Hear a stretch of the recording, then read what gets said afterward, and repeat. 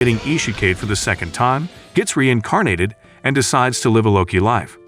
Unfortunately, this doesn't work as the new world he finds himself is at war. Before all of this, Yuki sits all alone in his classroom staring outside the class. At that moment, his childhood friend, Yui, goes to ask him what he is staring at.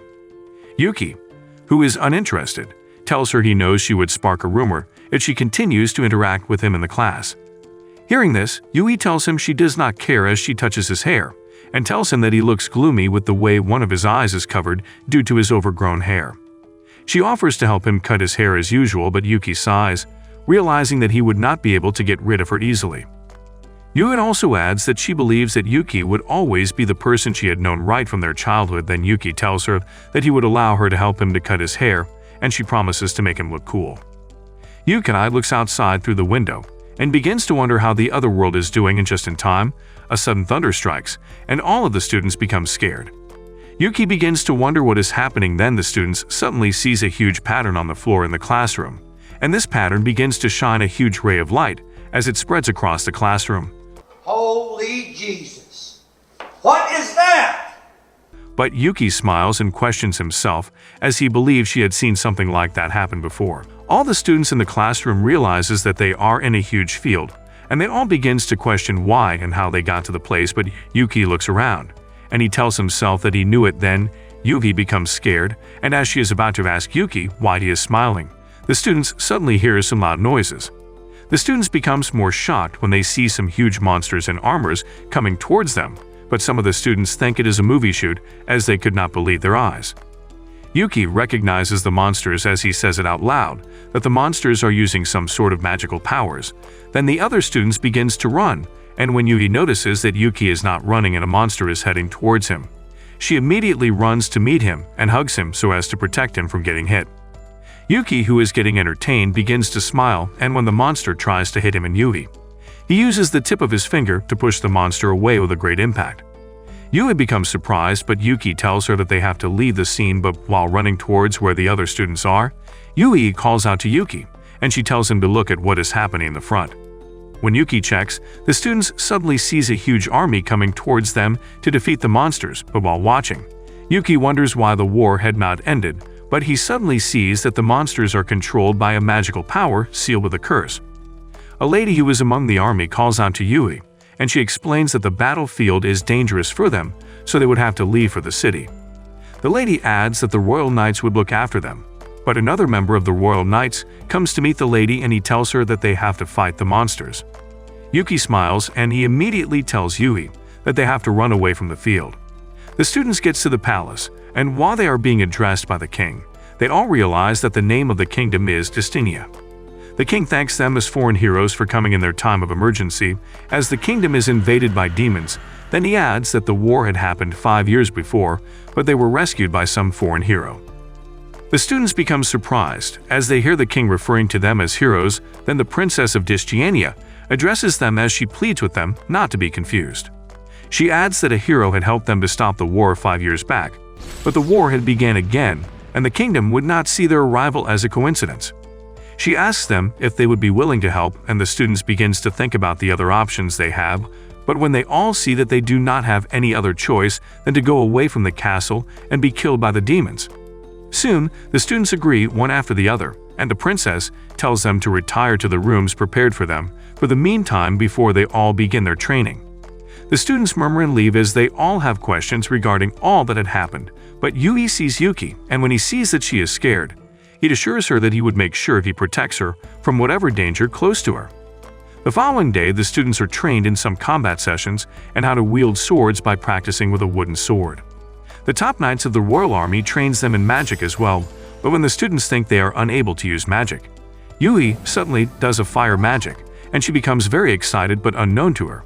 Yuki has been watching her from a distance as he did not join the other students to train intentionally.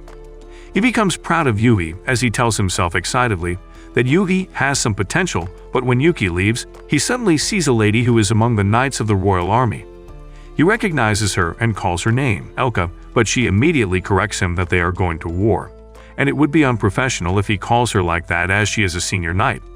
Yuki becomes rude, and he tells her that he does not have to add any form of respect to her name, as she did not add it while introducing herself. Then Elka gets pissed, but she keeps her cool as she tells Yuki that his calm composure in an alien environment is highly commendable. But she also adds that his proud nature reminds her of a hero that was in their kingdom 5 years back, as the hero also possesses such arrogance which causes him to be blind to the way the ladies around him feels towards him. Elka pleads with Yuki to go and train or she would force him, and he immediately replies that it would be fun for him if she uses force. Elka and Yuki faces each other, and the both of them takes a battle stance, and when Elka attacks Yuki, he immediately hits her with a rather unusual force, and when she falls down, she becomes shocked and she tells Yuki that she recognizes that rush of energy as the one of the hero that was in their kingdom few years back. Yuki asks her if she has remembered him, and she immediately bows down as she calls him by his original name, Setsu. She pleads with Setsu, and she poses as a stool for him to sit on as he is her great master. We don't do that. The head of the royal army named Glean comes, and when he sees Elka and Setsu in such a manner, he becomes confused, and Elka immediately explains to him that Setsu, their master, is back in another body. Glean and Elka decide to go and tell their third friend Thea, but before they are able to break the news to Thea greets Setsu, and she tells him that she already knew he was back because of the energy of his magical power. After exchanging pleasantries, Setsu announces to the three that he is back home, but he immediately remembers what had happened before he left mysteriously, which could have put the kingdom in danger. The knights ask Setsu how he ended up in their world again, and he replies that he is not sure, as he only remembers that he got blasted by a sort of magical force while fighting with Toma, who started the war in the first place. He also adds that he got reborn into his original world while keeping his memories and skills. Then he asks them what happened to Toma, as he thinks Toma is behind the war between Destinia and the demons. Suddenly the king calls for Glean, and when he gets to the castle, the king announces that Destinia wants to declare a full war on the demons, but Glean tries to stall the attack by telling the king that they would have to wait for their messenger, who had gone to deliver a message to the demon tribe, to arrive before making any decision. Yuki, on the other hand, continues to practice her magical skills very well, and when Yuki goes to meet her, he commends her for working hard, but when she asks him if all they are practicing for is to hurt someone, he is unable to give her a good answer, but she tells him that she would work hard so that she would always be by his side and protect him. Setsu goes to meet his team, and he announces to them that he wants to go and stop the war like he did before, but when his team decides that they want to follow him, he tells them that he has to go alone. He explains to them, and finally they agree, but he tells them that they all need to get his sword, named Kuromaru, and after going to the castle's storage room to get the weapon. Setsu bids his friends goodbye, but Yui suddenly calls out to him as she had been running from the castle. Then she begins to ask him where he is going to with tears in her eyes. Setsu reveals that he was the hero that was summoned to Destinia 5 years back, and he also tells her that he is the only one that can stop the war. Then Yugi pleads with him that she wants to follow him, but he explains to her that he has to go on the journey by himself. Yui agrees, and she hugs Setsu as she tells him that he is a kind person, but before he leaves, Yui tells Setsu to close his eyes, and when he does, she uses her wind and fire magic to cut his hair for him, which makes his second eye visible. Setsu bids them goodbye, and Yui decides that she would work very hard, so that she would have improved greatly before Setsu comes back. A young girl travels in a carriage, and while traveling down a dark and lonely forest, she recounts how her grandfather had protected a particular item, which is a brooch that was given to him to repair as the greatest goldsmith in town. But she also remembers that her grandfather had taught her that money is enough to solve any problem. The horse of the carriage suddenly stops, and she becomes scared as she tries to make the horse move. But before she is able to do anything, she suddenly sees a huge monster in front of her, and the monster immediately attacks the carriage. She falls down, and when she sees that the brooch she is meant to deliver is on the floor, she immediately picks it up and keeps it in her backpack. She becomes relieved, and she admits that her grandfather would haunt her if she ever misplaced the brooch. Suddenly, she sees the monster in front of her again, and she begins to shiver because the monster smells like death itself. She pleads with the monster not to eat her as she begins to explain 50 reasons why the monster should not devour her. For her final trick, she decides to try to bribe the monster with money. Shut up, bitch! But the monster keeps growling at her until she hears a loud bang, and she immediately falls down, waiting for her death to come. She hears a loud bang, and when she looks up, she sees a young man, Setsu, who helps her to kill the monster. She immediately asks Setsu if he wants her money, but she also informs him that she does not have any money on her until she delivers her goods. Setsu tells her that he was just passing and he is not interested in her money. Then the girl tells Setsu that her grandfather had always told her that there is no free service, but Setsu thinks her grandfather is a jerk for teaching her that way. Setsu advises the girl on traveling alone, as her money would not be effective if she dies, but she looks at him and remembers that he looks like one man who had gotten it good from her grandfather. She also asks Setsu if he would be her guard, and after thinking about it, Setsu agrees, but he tells the girl that he does not have to be paid as he is heading towards her destination as well. He also adds that they would go their separate ways in the next town, and she agrees to this condition. The two board the horse, and on the way, the girl, whose name is Ruri, becomes sad because of her other goods which was left behind, and Setsu tells her that he only agreed to be her guard and not her porter. Then he notices that she holds a special package, and when he asks if that is the package she wants to deliver, she tells him that she would not show him the content of the package. After a few days of traveling, they get to the port town, and while walking, Ruri asks Setsu if he has been to the town before, and he replies that he had been in the town before the trade went up. Soon, Ruri tells Setsu that she would board a ship that would take her to the demonic continent in order to deliver her package, but as she asks from one captain to another, they all tell her that they would not be able to take her to the demonic continent because of the war. Ruri becomes disappointed, but she decides that she will keep on trying, but Setsu watches from afar, and when he decides to go and talk to her, he notices that some guards are trying to bully her. The guards stop Ruri, and when they ask her if she is a merchant, she replies to them, but they decide to check her special package, but when she refuses, they threaten to arrest her. Setsu walks up to the guards, and he accuses them of trying to inspect Ruri's goods. Then the guards insult Setsu as a mere adventurer, but Setsu dares them to draw their swords as he is Ruri's guard. The soldiers try to draw their swords, but when they see that most of the villagers are already watching, they decide to leave the two alone after threatening to deal with them later. Setsu begins to wonder how Elkut and Glean are able to put up with rogues like the soldiers, but Ruri suddenly jumps on him, and he thanks him for protecting her. Later that night, Ruri buys food, and while eating, Setsu asks her how she is going to deliver her package. Then she explains to him that she would try to see if she can get a ship, but if she is not able to get one, she has decided to buy one and sail across to the demonic continent. Setsu explains to Ruri how impossible her plan is, but when he realizes that she is sad, he informs her that he is also going to the demonic continent, and he would help her. Then she asks him how much money would be needed to execute his plan, but he only tells her that they would only have to get an inn to spend the night at. Ruri agrees, but she asks Setsu for a favor, and when he asks what it is, she pleads with him that they should split the cost of the inn. My disappointment is immeasurable, and my day is ruined. At the inn, Setsu takes his bath, and when he tells Ruri to use the bath, she asks him if he can help her to look after her special package, but before she uses the bath, she decides to show Setsu the package, and when she opens it, the package contains a brooch, which makes Setsu surprised as he thinks he has seen the brooch before. She explains further that the brooch was the last job her grandfather took before he got sick and died, and she also adds that her grandfather had trusted her to deliver the package, but she is showing him because she trusts him more. Ruri leaves to go to the bath, but she tells Setsu not to steal her money while she is gone, and when she leaves the room, she becomes excited as she is able to finally trust someone. Meanwhile, Setsu touches the brooch, and it emits a magical smoke, and he immediately tells himself that he knew that was the same brooch he has casted a magic spell on. Later that night, Ruri and Setsu sleep peacefully.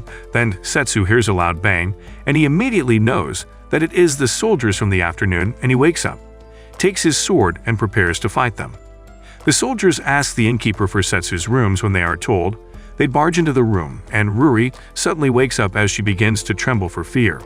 And Setsu immediately tells her that they would have to leave for the demonic continent earlier than they had planned. Setsu carries Ruri, and he jumps off through the window, and the soldiers begins to run after them, but Setsu continues to run with Ruri in his arms, and when they get to a closed area, he puts Ruri, who had been crying all along. Then they both run until they get to a dead end. The soldiers laugh at the two for not being able to escape, but Setsu provokes the soldiers more, and when Ruri pleads with him not to provoke the soldiers, he suddenly carries her up again and tells her that they have to leave. Setsu jumps, and when the soldiers think Setsu and Ruri are going to die, Setsu and Ruri land on a water dragon called Levia.